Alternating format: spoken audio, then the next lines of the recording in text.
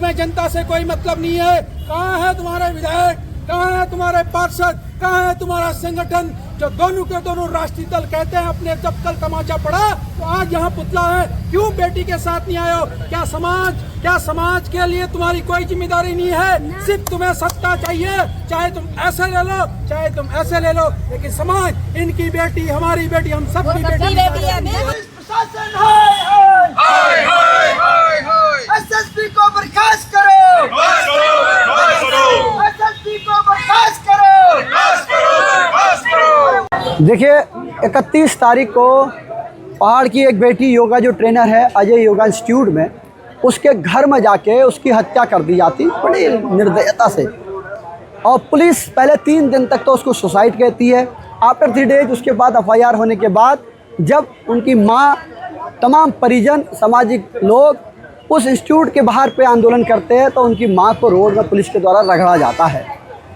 8 तारीख को जब मैं स्वयं परिजनों के साथ एसएसपी साहब के पास यहाँ बात करने के लिए आते हैं तो मेरा गर्दन पकड़ के, कॉलर पकड़ के, माँ बहनों की गाली देकर यह हमें अंदर करते हैं।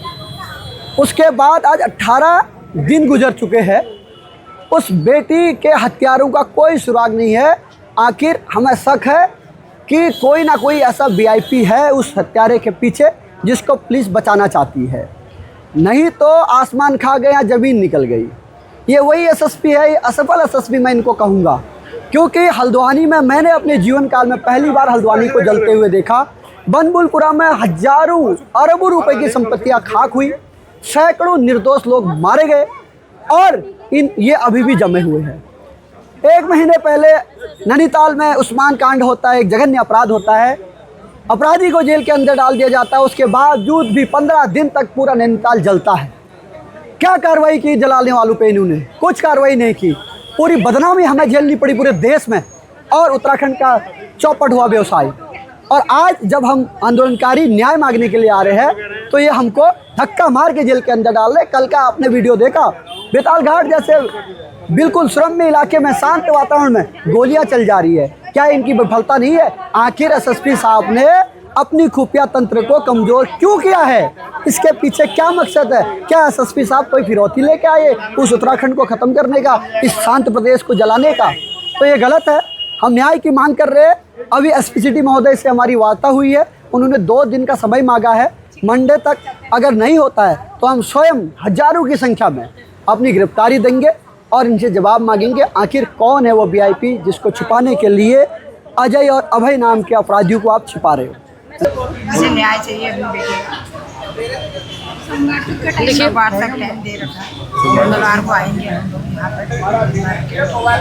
मैम आप 1 घंटे में भी पढ़ सकता हूँ, ऐसा बोल 19 दिन में इन्होंने हमें कोई मतलब आजकल 2 दिन में 3 दिन में हमें नेताओं से भी फ़ोन करा रहे हैं। ये लोग हमें अलग अलग रूम में बिठा के, पुलिस, यहाँ के पुलिस प्रशासन जो है वो हमें हर रूम में ले जाके हमें पूछ के बता रहे हैं कि 2 दिन में बाहर वालों को तो नहीं आने दे रहे, पब्लिक को हमको चुपचाप बता रहे हैं। क्यों? क्योंकि ये उनके एक कोई वीआईपी जो है इनके साथ मिला है, जो पैसा खा रहा, उसको भगाने में मदद कर रहा है। नहीं तो आज तक तो ये मिट्टी से निकाल के उसको ले आते। अभी देखिए गोलापार में हुआ था, बच्चे का अंग गाड़ दिया गया है उस बच्चे को, लेकिन वहाँ पर उनका विधायक था ना, उनके नेता थे, तो हमारा ना विधायक, ना हमारा पार्षद, ना हमारा मेयर, तो हम कैसे करेंगे? कैसे? हम एक गरीब की बेटी है, हम यहाँ पर न्याय मांगने आ रहे हैं। हमारे ऊपर ऐसे यहाँ पर तकलीफ हो रहा है कि एक जानवरों की तरह सलूक किया जा रहा है। हम सरकारी हैं। बोल अरे सरकारी, हम न्याय मांगने कहाँ जाएंगे? यहाँ नहीं आएंगे तो हम कहाँ जाएंगे? किसके पास जाएंगे? तुमने ये वर्दी किसके लिए पहन रखी है? सुरक्षा के लिए ना। मित्र पुलिस उत्तराखंड, इसीलिए मित्र पुलिस बोलते थे। क्या मित्रता कर रहे हैं हमारे साथ? ये जानवरों की तरफ घसीट रहे हैं, हमको धक्का मार रहे हैं हमको। आज हम लोग यहाँ पर 50 लोग लेके आए हैं।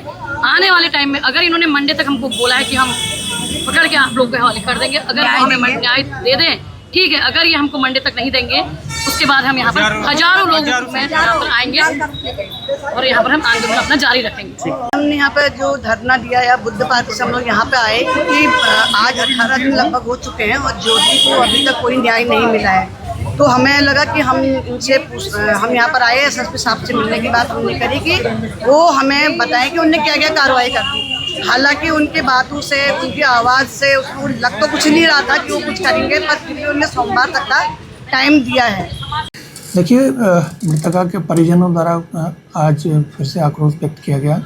वो भी शीघ्र खुलासे की मांग कर रहे थे। हमारी टीमें ऑलरेडी इसमें लगी हुई हैं और हमें उम्मीद है कि हम जल्द इसका खुलासा करें। तो 2 नामजद हैं इसमें, वाइस तबा, और जो फरार है उसके लिए पुलिस लगातार दबिश दे रही है। तो हम जल्दी मतलब इसका खुलासा कर लेंगे, ऐसा उम्मीद है।